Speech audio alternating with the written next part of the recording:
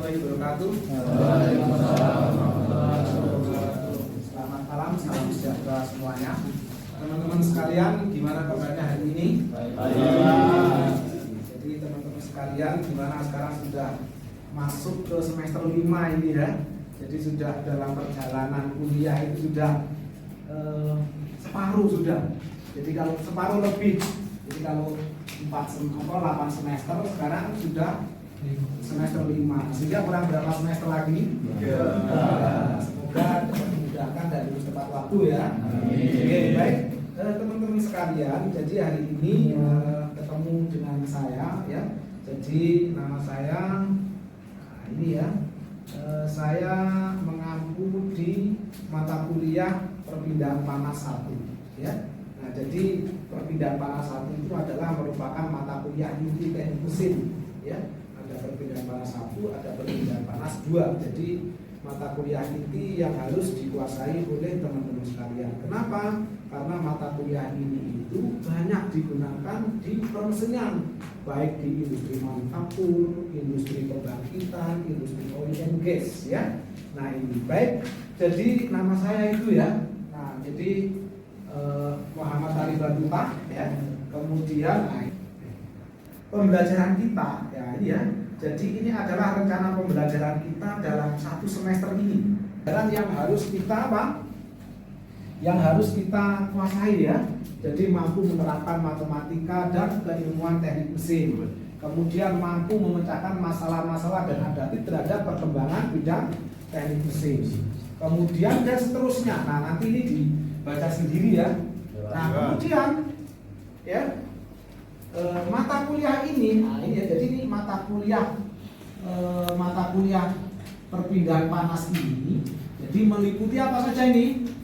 Menganalisa perpindahan panas, ada perpindahan panas konduksi, ada perpindahan panas konveksi, kemudian dalam 1 dimensi, kemudian ada 3 dimensi, kemudian bidang silindris, jadi perpindahan panas pada apa? Sistem perpipaan, ya. Jadi sistem perpipaan itu kan banyak. Jadi di oil and gas itu kan banyak terkait dengan sistem perpipaan ataupun di tubing di pembangkitan. Nah itu butuh banyak pipa-pipa yang dipanasi untuk merubah air menjadi uap ya. Nah kemudian juga ini ya konduksi pada bidang bola. Jadi konduksi pada bidang bola ini kan seperti kayak di Pertamina itu ada tangki-tangki bentuk bola ya kayak bola. Jadi itu digunakan untuk apa? Untuk menyimpan fluida hidrokarbon. Jadi dia harus diisolasi. Kenapa? Karena tidak boleh ada panas yang masuk. Jadi kayak termos itu ya. Nah termos itu tujuannya untuk apa itu? Kira-kira? Menjaga suhu agar tidak terkontak dengan panas sehingga cepat menjadi dingin. Sebaliknya, nah kalau untuk fluida hidrokarbon itu tetap dijaga akan tetap diisolasi. Jadi isolasi itu, kajian isolasi itu masuk di dalam apa? Proses perpindahan panas ya. Dan seterusnya ini ya. Jadi materinya itu kemudian nah ini ya rujukan utama kita. Jadi yang pertama Import Frank tahun 2007 ya, Fundamental Heat and Mass Transfer. Kemudian juga ada Channel Yunus ya. Kemudian juga ada Hoffman, kemudian ada apa itu Cat dan Frank tahun 1991. Nah itu ya. Nah itu terkait dengan apa? Dengan rujukan kita. Nah ini banyak. Jadi nanti saya kasih rujukan ada Channel Yunus, ada Hoffman ya, tahun 91. Nah itu menjadi rujukan utamanya. Nah kemudian assessment ya. Nah itu assessmentnya. Ya, jadi asesmen itu nanti ada apa? Ada tugas mandiri. Ya, jadi ada tugas-tugas yang harus dikerjakan. Ya, nah tugas mandiri itu boleh dikerjakan bareng-bareng di luar, tapi kalau di kelas sendiri-sendiri. Ya. Kemudian ada tugas kelompok. Nah ini ya, jadi bareng-bareng ada kelompok. Kemudian nanti juga ada kuis atau studi kasus. Kemudian ada ujian tulis, ya, di mana ujian tulis ada UTS, ada UAS. Nah kemudian porsi untuk prosentase ujian. Jadi ujian tengah semester itu bobotnya 20%. Ya. Jadi kalau misalkan dapat 100 berarti sudah mengumpulkan poin berapa? 20 ya. Kalau nilainya UTS dapat 80 berarti berapa? Kalau misalnya UTS-nya dapat 80 berarti mengumpulkan 16 ya. 16. Kemudian UAS tugas, itu 30% ya. Jadi tugas nanti kan ada beberapa tugas yang baik itu tugas pribadi ataupun kelompok itu adalah 30%. Nah, kemudian ujian akhir semester itu adalah berapa itu? 30%. Dan kemudian aktivitas. Jadi aktivitas itu keaktifan masuk, kemudian aktif diskusi. Nah, itu nanti dinilai dengan nilai berapa itu? 20%. Nah, kemudian total akhir nanti, nah itu ada penilaian akhir ya. Kalau 80 sampai 100, berarti nilainya A. Ya. Nilainya A. Apa A itu sangat baik. Kemudian kalau misalkan dapat 72 sampai 75, berarti nilainya apa? A. Kemudian kalau nilainya 64 sampai 71, berarti nilainya adalah B. Artinya apa? Lebih dari cukup. Kalau kemudian 58 sampai 63, berarti apa? Nilainya B. 2,5. Nah, kalau 4,48 sampai 55 nilainya C. Artinya apa? Kurang. Ya. Itu belum optimal karena 55. Jadi dianggap bagus itu ketika berapa? Nilainya itu adalah ya 64 itu ke atas itu. Jadi berarti 64. Kemudian kalau 40 sampai 47 berapa itu nilainya? D. Sangat kurang. Jadi ya. Kemudian kalau 39 ke bawah itu gagal. Nah, nanti ketika akan lulus yudisium itu tidak boleh ada nilai D. Ya, kalau ada nilai D nanti tidak bisa lulus. Harus apa? Harus ngulang. Oke, baik ya. Kemudian mata kuliah prasarat di sini adalah ada mekanika fluida. Kemudian ada termodinamika 1. Jadi mata kuliah ini kan ada di semester berapa ini? Semester 4 ya. Jadi mekanika fluida. Karena apa? Dalam perpindahan panas itu kan ada istilahnya ya mekanika fluida. Jadi ada perubahan pengaliran suatu fluida. Jadi fluida cair. Kemudian termodinamika ya. Jadi bagaimana hukum-hukum termodinamika, ada termodinamika 1, termodinamika 2. Jadi istilahnya ada siklus Rankine, siklus Otto. Itu semuanya nanti berlaku dalam apa? Dalam mata kuliah perpindahan panas. Ada yang tanyakan? Apa tanyakan? Sajira mungkin silakan tanya apa terkait dengan kontrak kuliah kita. Ya. Gimana? Oke? Ya. Ya, jadi nilainya itu ya. Oke. Kemudian tanyakan ya. Mau tanya Pak, kan mata kuliah ini kan terhubung secara langsung sama mekanika fluida sama termodinamika. Iya. Nah, itu kira-kira dari segi hubungan di mekanika fluida itu aplikasinya itu ke apa aja Pak? Nah, misalkan contoh gini ya. Mekanika fluida. Jadi mekanika fluida itu adalah perpindahan pengaliran suatu fluida. Misalkan di oil and gas. Oil gas itu kalau pada saat memompa minyak dari perut bumi menggunakan pompa. Nah, itu kalau langsung dipompa itu berat sekali karena viskositasnya itu sangat viskos, nanti viskositasnya terlalu viskos dan pompanya tidak mampu, apa yang terjadi? Pompanya terbang. Atau mungkin nanti pompanya berat sekali, kelistrikannya berat sekali sehingga biayanya besar. Itu ya. Oke, baik. Kita masuk ke materi kita yang pertama ya. Jadi kita masuk ke materi pertama. Baik ya. Nah, jadi materi kuliah kita ini terkait dengan apa? Dasar-dasar perpindahan panas ya. Jadi ada perpindahan panas konduksi, ada perpindahan panas konveksi, dan ada perpindahan panas radiasi. Nah, ini sebetulnya buku yang begitu banyak tadi itu hanya membahas 3 poin utama ini. Apa? Perpindahan panas, konduksi. Perpindahan panas apa? Konveksi, dan perpindahan panas radiasi. Nah, konduksi itu adalah apa? Perpindahan panas melalui material benda pada. Kalau konveksi, perpindahan melalui suatu fluida, baik fluida cair atau fluida gas. Dan yang ketiga itu adalah apa? Perpindahan panas melalui radiasi. Apa radiasi itu? Contohnya adalah apa? Panas matahari ke bumi. Medianya apa? Gelombang elektromagnetik. Nah, kemudian dasar-dasar pembelajaran perpindahan panas, persamaan diferensial biasa. Nah, ini kan berarti ada di mana ini? Persamaan diferensial di matematika teknik. Mekanika fluida ya tadi ditanyakan tadi. Jadi pengaliran suatu fluida ataupun misalkan juga di pembangkitan. Di pembangkitan itu gimana ya? Jadi itu adalah mekanisme. Konsep neraca energi. Jadi ada panas masuk, ada panas keluar, itu neraca energi, ya. Jadi neraca energi itu adalah ini ya. Jadi ini ya. Jadi sebagaimana hukum termodinamika 1, nah itu ya.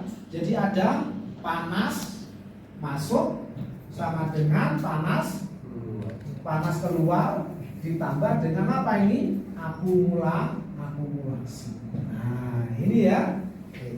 Atau bahkan nanti ada apa losis. Apa losis? Kehilangan panas. Ya.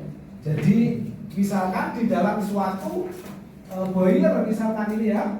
Nah, jadi misalkan ini ada suatu di boiler furnace di sini ya. Ada panas masuk. Kemudian ada apa ini? Panas yang keluar. Kemudian ini yang akumulasi itu di sini, ya. Kemudian prosesnya itu di mana? Pada saat berundun. Nah, jadi membuang abu, membuang sebagian dari air, itu kan langsung kebuang hilang. Itu adalah. Jadi kalau kita dekat dengan furnace itu kan panas, padahal kita tidak menyentuh, ya, tidak kena uapnya, tidak kena asapnya, berarti itu adalah apa? Kita terkena radiasi. Ini ya, jadi ini adalah hukum termodinamika yang berhubungan dengan neraca konsep energi panas. Ya. Nah, jadi perpindahan panas ini adalah ilmu yang mempelajari tentang laju perpindahan panas di antara material benda karena adanya perbedaan temperatur. Ini ya. Nah, panas akan mengalir, kira-kira panas itu mengalir dari mana? Ayo. Kalau air mengalir dari apa? Air mengalir dari mana? Dari ketinggian ke tempat yang lebih rendah. Nah, kalau panas berarti gimana? Dari bawah ke atas. Dari temperatur yang lebih tinggi ke temperatur yang lebih rendah. Itu ya. Jadi untuk merencanakan alat-alat penukar panas. Jadi contohnya misalkan ya, nah hidrokarbon ya, misalkan hidrokarbon. Nah ini hidrokarbon. Hidrokarbon apa? Fluida dari minyak bumi. Minyak bumi itu kan terdiri dari berbagai apa? Hidrokarbon. Nah itu harus dipisahkan. Yang paling atas, apa kira-kira yang paling atas? Itu adalah gas, gitu ya. Kemudian di bawahnya adalah apa? Jadi kalau gas itu 20 sampai 40 derajat. Kemudian digunakan untuk bangsanya apa ini? Bangsanya gasolin, ya, gasolin. Dengan temperatur berapa? 40 sampai 80. Jadi itu bahan bakar otomotif. Kemudian adalah bahan bakar apa ini? Bahan bakar aftur ya, jadi aftur ya, dan kerosin. Untuk bahan bakar apa ini? Bahan bakar pesawat, atau yang pesawat adalah apa? Jenis turbin gas ya. Kemudian batu bara itu adalah apa? Solar. Kemudian paling bawahnya adalah apa? Aspal. Nah, jadi ini untuk merancang ini dibutuhkan, kalau kita setting temperatur sekian sampai sekian, itu bagaimana? Mendesain alat yang temperaturnya 40 sampai 80. Sehingga apa? Ketika 40 sampai 80 yang keluar gasolin saja, yang lain tidak ikut. Nah, itu kegunaannya ya. Kemudian untuk menghitung kebutuhan media pemanas. Nah, ini ya, ada reboiler, ada kondensor. Nah, ini keluar dari sini. Ini kan bentuknya uap. Ketika vaksinasi itu bentuknya diuapkan ya. Setelah diuapkan kemudian bentuknya uap agar menjadi cair, butuh apa? Butuh yang namanya proses kondensasi.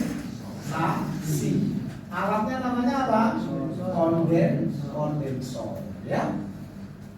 Kemudian untuk perhitungan furnace atau dapur. Nah, ini jadi furnace smelter.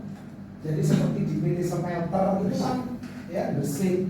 Kemudian di PT Ispatindo. Nah, itu adalah smelter itu. Nah, ini ya misalkan ini furnace-nya itu ya. Nah, furnace itu kan untuk membuat apa? Serbuk logam atau logam-logam itu cair kemudian dicetak. Itu semuanya butuh panas. Nah, jadi berapa volume furnace-nya, berapa ketebalan isolasinya. Nah, itu ada di mana? Ada di materi perpindahan panas. Evaporator untuk menguapkan ya, untuk menguapkan evaporator dan perancangan reaktor ini.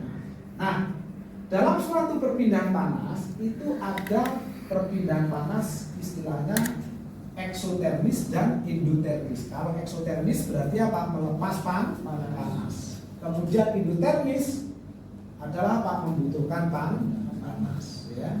Nah, perpindahan apa? Radiasi. Nah, baik. Nah, ini ya.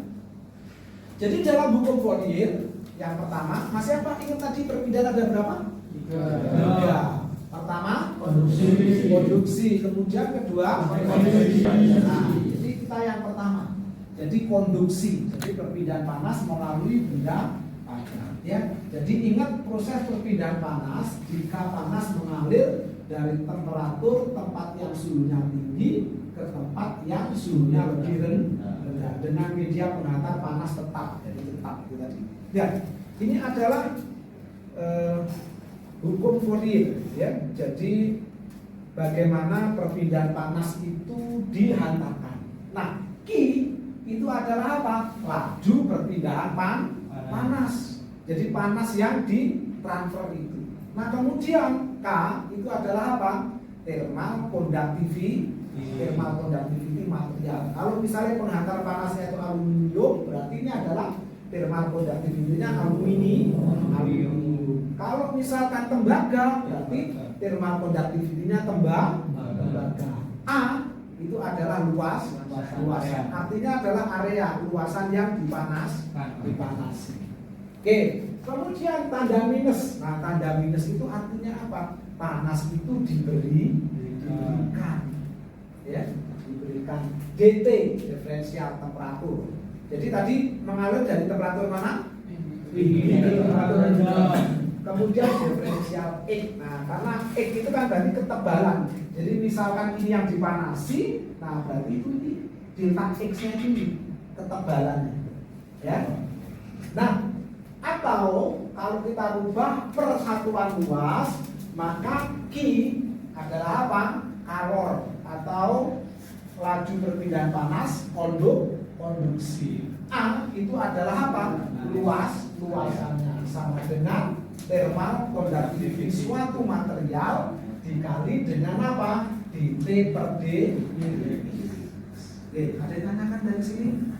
Contoh perpindahan panas, konduksi, konveksi sama radiasi itu. Oke, good, bagus ya. Nah, ini jadi kalau, nah ini ya, ini adalah perpindahan panas konduksi, ya. Jadi misalkan ini sumber apinya, ini penghantarnya. Jadi misalnya pipa, nah ini ya, pipa terkena panas, maka dia akan merambat dari temperatur yang temperaturnya tinggi ke temperaturnya lebih rendah. Itu ya, ini adalah apa ini konduksi. Nah, kemudian, nah ini ya, kalau perpindahan panas konveksi ya. Jadi konveksi itu adalah ini ya. Ini konveksi ini. Jadi konveksi. Melalui apa ini? Melalui fluida apa? Udara atau freon.